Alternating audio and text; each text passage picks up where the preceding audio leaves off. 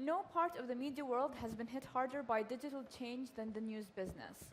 Around the world, news organizations at every level are struggling to keep pace with the rise of social networks, real-time broadcasting tools like Twitter and so-called citizen journalism.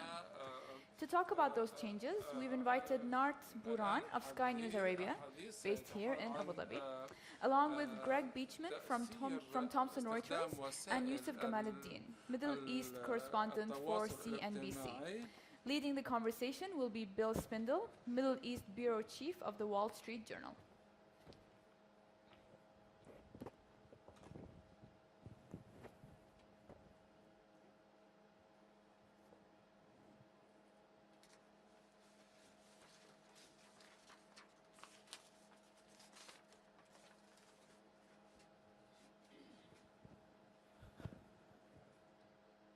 The mics are on? Good. We're going to talk, I think, ultimately we're going to talk a lot about how social media has worked its way into the newsroom, both in terms of how it's altering the products that are being produced, but also the news gathering process. But where I kind of wanted to start is with this, because this is really the beginning of all of that, especially this little end of it with this camera. I can talk a little bit about our experience at the Wall Street Journal. But I worked at Bloomberg in the 90s, and they were sending reporters out, or trying to send reporters out with cameras. So this idea has been around a long time, but it's really hit critical mass, I think you guys will agree. And the way we can know it's started to hit critical mass is even the staid print publication of the Wall Street Journal is now producing 4 television shows each day in-house. We're producing hundreds of pieces of video every day. And the ultimate evidence of it is that a dyed-in-the-wool print journalist like me now takes this out, and I brought the standard issue kit that Wall Street Journal reporters, all reporters, are now being issued with, that we take out into the field. So we have our little tripod here, and we have our little mic set up, and all this, and we just go out, and even reporters like me, who have not done this very much, are expected to go out and do this, and we do. We produce video, and we basically produce raw video. It's sent in to New York, and then they process it into quite a few pieces of video every day that are used in various different ways.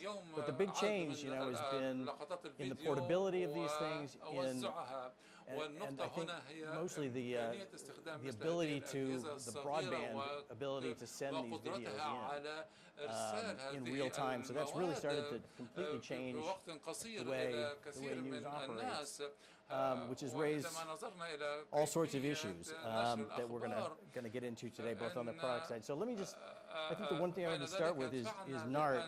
Let me do some introductions first, though. First, we've got Greg Beitchman from, he's the head of global media at Thomson Reuters.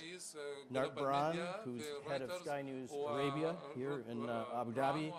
And Yousef Gamal El Din, who we've already seen today, a correspondent at CNBC. I want to start with Nart because he's of all of us, he's started a news organization just in the last 18 months, 2 years? 4 months that you've actually been up and running. I didn't even think about it longer. But how did you, when you started that process, look to integrate these new capabilities, social media, the ability of video, YouTube? How did you approach that as you built this thing up from the beginning? I just think that the whole subject of usage of video and content on social media, I think the more we talk about it, and everybody keeps talking about how to use it and what's the impact of social media, and it's really become a fact of life that when you start up an organization like ours, you have to build everything and make it part of your DNA on how to do both. Use it for news gathering, make sure that you are capable from a technical point of view and from an editorial point of view to be able to integrate any content that can come out from the field, from your journalists or your social media and non-employed journalists into the organization. And how do you take it into account? How do you make sure that you can use it, turn around very quickly? How do you vet it? How do you make sure that everything is authentic and how everything is acceptable from an editorial point of view? And then how do you use it to distribute and making use of all the capabilities that you have, whether it is re-editing your content for YouTube, or making sure that your correspondents are tweeting from the field when they're sitting in a press conference, or they're sitting somewhere they can actually tweet and get something out as quickly as possible. So I think you need to integrate those two parts of news gathering and output into the organization. And it's anybody who would think that this is not part of day-to-day life anymore is delusional, because the more we talk about it as if it's something that's that we were trying to figure it out, there is nothing really to figure out. It's part of our life, and it's part of what we do, whether we like it or not. We have to deal with it, and that's a fact of life now. Did you want to Yeah, no, I mean, completely agree. I think, we've been at conferences in the last couple of years where people, particularly from sort of news publishers or media brands, will say, what's the meaning of social? How do we use, is it going to kill our business? All these kinds of questions have been asked. But I think now people are very much in the reality phase, which is it's yet another platform which we can use to get our message across. It's also a great source of content. I think the question on what you can do with it over time is something that hasn't been answered yet. I think there's a huge amount of value that's going to be unlocked from data from social, from content from social. There are huge pieces of storytelling that will emerge from social, which I don't even think we've begun to see out there yet. So there's a world of opportunity out there. It's about figuring out kind of the right model. Give us some specifics about how you guys have integrated it in the specific ways in which that integrated into your news, into the product side, and then I'm going to ask Yousef about that after this. Let me just get the product side, and then I want to ask you about how it's integrated into the reporting side. I mean, really quickly, I mean, look, journalism has always been about finding, sourcing content from different sorts of people in the field and figuring out if it's truthful or not, and then publishing it on an audience. That's something, that's a natural role for us in our news agency business. It's a natural role for us in our professional business. We can go out and find out the best of social. We can run, background checks on people who've contributed content. We can try to kind of scale that activity and create a flow, a stream of content, and wrap it into our products. And there's even going to be standalone products based on social, which will serve the different kind of professional businesses we have. So, but some of what I say is in TBD. I think Nart actually has run with it already, given that it just launched, so they don't have the legacy that some of us have.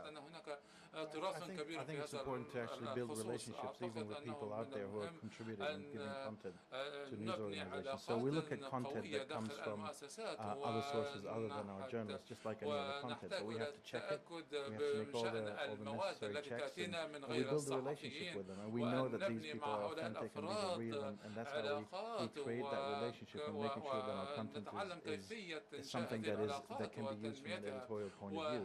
But in terms of how is it built into it, it's part of the function of the news desk on a daily basis. Every minute we look at all these sources that come in, either from news agencies, from government entities, from social media, YouTube, and our correspondents. But we have to put a line and say, well, all our editorial standard has to be with the same standard, and we have to look at everything in the same way, and that's how we do all the checks. We're sort of on the editorial and the management side of the newsroom in many ways. As a reporter, how has it changed the way you go about things? Well, it's made life quite a bit more difficult, I think, for us reporters, because you have so many different fronts that you have to monitor. So I no longer just, do a report over the phone or I'm on camera, but I also have to make sure that I'm tweeting on a regular basis and updating my Facebook status, and now there's Google Plus, and there are a few other platforms. And that means you're quite all over the place. And to juggle these at the same time is very challenging. And at the same time, from a production standpoint, CNBC as a news organization is very open to the changes in social media. So they've been very active in adopting social media, be it Twitter, be it Facebook, and integrating that into the coverage. So basically, I am one of the few anchors and reporters that are on the CNBC radar, right? So they monitor all the individual feeds of their network around the world, and they integrate that into what comes to the news desk. And that makes a difference in the coverage that we provide. CNBC now has 1 million followers. I can't say that I have that many yet, but I'm getting there. point being is that more of that is needed, and we have also these hot desks now, right, that monitor the social feeds to also get a pulse. So as much as, in the past, you go back 10, 20 years, and the agenda would be set in a very different way. Now the news agenda is in part set by the people that help engage with the content, which is via social media. And that's just changed and shifted the paradigm of newsmaking. And any news organization, I think both of you have mentioned that as well, that is not on top of that now and does not realize and admit that this is part of how we function day to day as a news organization, are people that are going to lose out very, very quickly. That being said, it's also very difficult to navigate sort of the risks that we face as reporters in acquiring content from other people who tweet who are not necessarily journalists, or citizen journalists submitting stories to CNBC. I think that takes a good set of best practices. It takes a lot of filtering, as you mentioned. And in many cases, it comes back down to us to help out in the judgment calls. So it's very complex. It's actually, ultimately, it's a huge opportunity for strong brands who are already known for great journalism to get into that space. I mean, they can prove themselves in a way they didn't have to before. There's an opportunity there. People look to us and say, tell us what's real, what's honest. Well, I have an example that I wanted to bring up and get your opinions on. But I think right after we talk for a minute more, I'm going to throw it open to questions pretty early. I've learned that the after-lunch sessions are much better if we force you guys to get involved early in the process. So after we talk for a little bit more, I'll throw it open to some questions. So why don't you think about them for 1 sec. But what you were saying, I mean, I think the premier example in this region, in terms of general news at least, recently has been this Syria story, in the way that social media has immensely expanded our ability to report on what's happening in a place that's extraordinarily difficult to get to. And yet has opened up a whole new minefield of problems and challenges and difficulties in doing that. And I can talk a little bit about the Wall Street Journal's experience. We've had reasonably good access to Syria. We've been able to get visas, we've been able to get reporters in, but it's still impossible to get a good sense of what's going on inside that country with just sending reporters in, whether they're getting in under visas or whether they're going in without visas elsewhere in the country.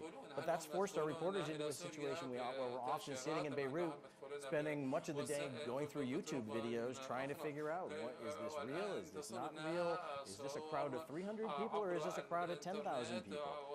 And then you've got a whole chorus of Twitter and social media and other people who are perfectly willing to chime in on both sides and tell you, no, it's 400 people, no, it's 10,000 people.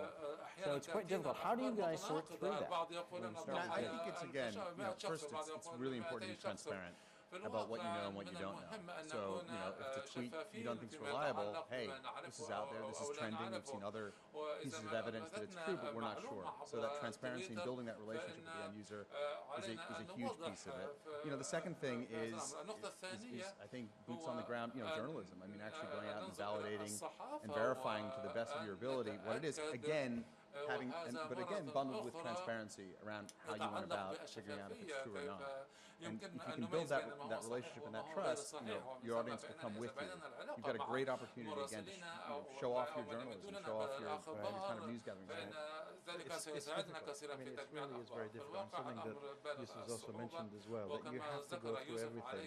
And it is a minefield sometimes. You can't let your guard down for a single second. I mean, there were a lot of experiences that we have, and someone will show us a picture of an explosion in Damascus and say, look, there's a fire in this building. You take it through your creative people and your graphics people and say, oh, it's Photoshop. And the amount of that sort of material out there is immense. And you can get into trouble very, very quickly.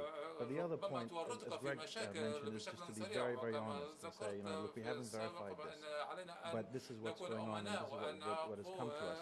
But also, I think it's also important to build a relationship, as well as I was saying, in locations where you cannot get access. You can only send 1 or 2 people into Aleppo and into Damascus on a visa. But if you're going to use material that's going to come out of these places, you have to know the people that are sending you the material. and build that relationship with them in order to verify it. And there was a great example in Doha, for example, with the fire that happened in Fallujah. It first came out on social media, and it was very important to get people in the shopping mall to report and to say, actually, this is happening. But if you don't know the person who's calling you, and that happen to be friends and colleagues that we know there, to tell you it's happening, you cannot verify it. So you get a piece of information, whether it's a video or an item, and then you have to go through all the hoops to make sure that what you're doing is right, and you cannot let your guard down for a single second. And then on top of that, you put all the disclaimers that you can on top of it and say, I'm sorry, this is the best that I can do, and be very, very honest about it. And from the reporter's perspective, is enough if you've gone through this whole process and you can sort of say, we've done our best to verify this, but we can't be 100% sure, can you go with it and still say, as long as you say, this can't really be verified at the end of the day? Well, at the end of the day, it's a judgment call that's made by a team, not by an individual. And so that decision, I wouldn't say, rests with a particular person. Right. In terms of citizen journalists and sort of the material that they provide, you keep hearing people say the rise of citizen journalism.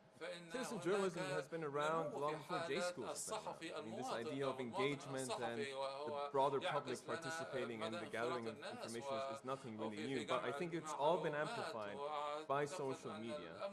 And again, at the end of the day, it comes down to the filtering, to the values that CNBC represents as a news organization, and a lot of other news organizations obviously share a lot of these values as well, that you use your base in that knowledge and your expertise in separating fact from fiction, because there are enough people out there who are just waiting to make use of your massive platform and accessibility, be it TV, be it online, be it social media, whatever that is.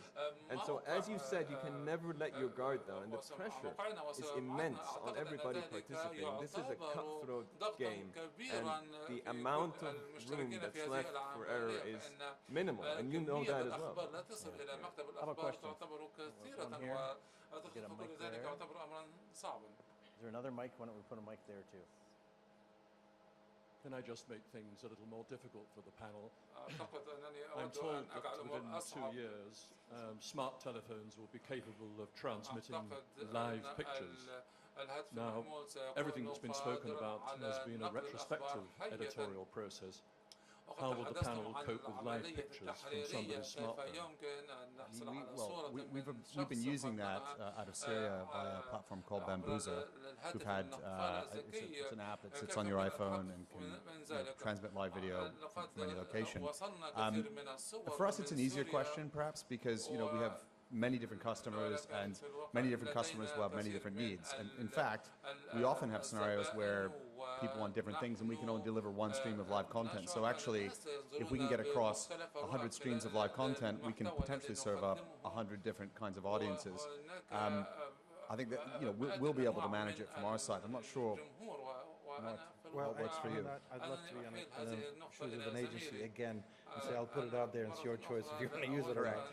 But no, I think it's again about trust and making sure that you make contact with the person on the ground. But having as much live content as possible from the ground. We've gone from technology that it takes you 3 days to set something up to now something that you can set up in 30 seconds and put out a live signal. All it does is just put more pressure on you to verify and make sure that the person that you're getting that content from, and we have it now, it's coming out of Syria, all these live signals of demonstrations that are live. And again, you have to make the right judgment call, and it is most of the time a judgment call, and hope that you made the right one with all the points, all the checks that you have to go through. Yeah, I mean, my sense is if it can be done, we will try to find ways to do it. I mean, that's been really the momentum you see as each thing becomes possible. People start doing it and try to find ways to do it. A question there? My question to Nart is, what's your policy about, I'm learning again from you. Let's say that you have a reporter in Alpo, and he has a scoop. He tweets the scoop before he sent it to Sky to be broadcasted. What's your policy? Is that right? Is that wrong? And I'm talking about scoop, not just a regular tweet. Scoop that you will use exclusively on on the TV. Well, most of our correspondents have company accounts so they're tweeting actually in the name of the company, so it's not a personal account. So when they tweet, I think whatever they can get the story out as quickly as possible, whether it's via their Twitter account or whether they can get in front of a camera or send us the pictures.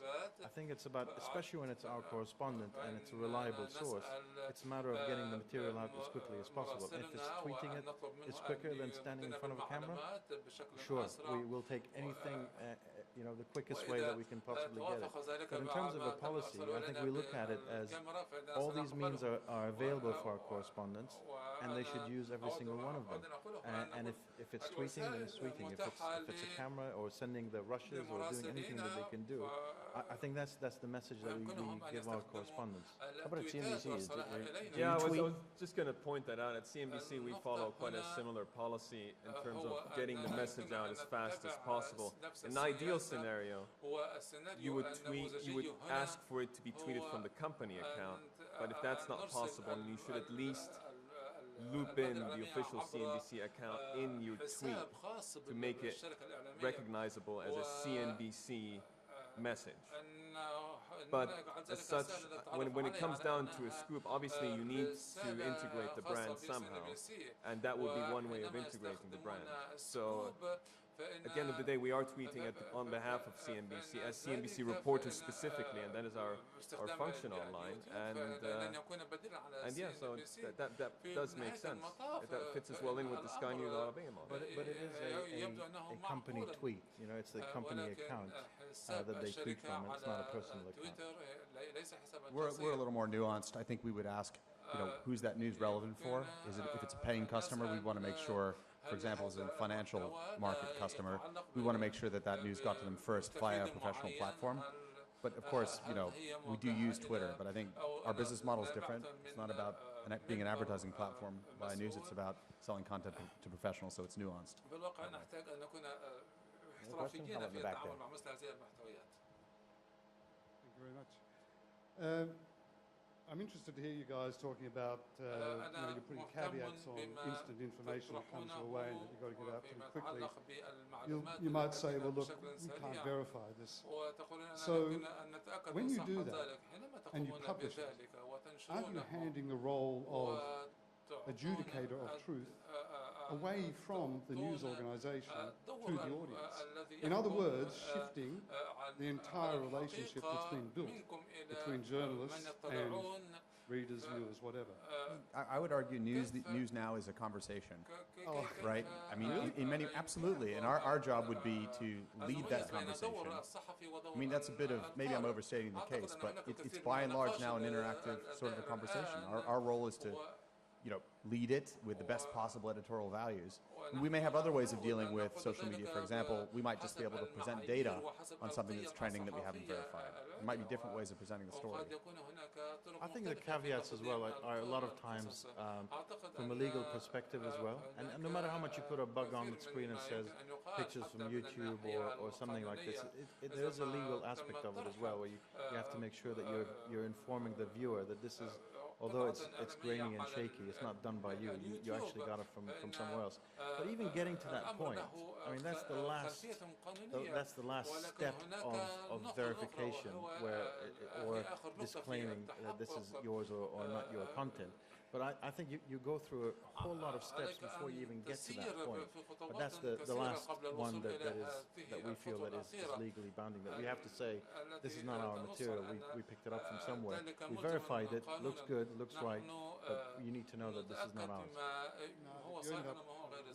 If you end up publishing misinformation, haven't you fallen down in your duty? I think you have to put your hand, because of the way what my colleagues as well have been saying, the amount of content and the conversation that's going on and the pressure that everybody is on. Also, when you make a mistake, you have to put your hand up and say, look, I've made a mistake and I'm very sorry about this. And the least times that you can do this, the more reliable you are. But if I can challenge anyone anywhere that says we've never made a mistake and we're 100% right all the time, nobody can say that. Absolutely nobody can say that. As long as you can do it less than the competition, you're in a much better position. All right, I think we're running out of time here. The hook has come, so I'm going to thank all the panelists for for participating today and for you guys for your questions. Thank you very much. نشكر المتحدثين ومحييهم.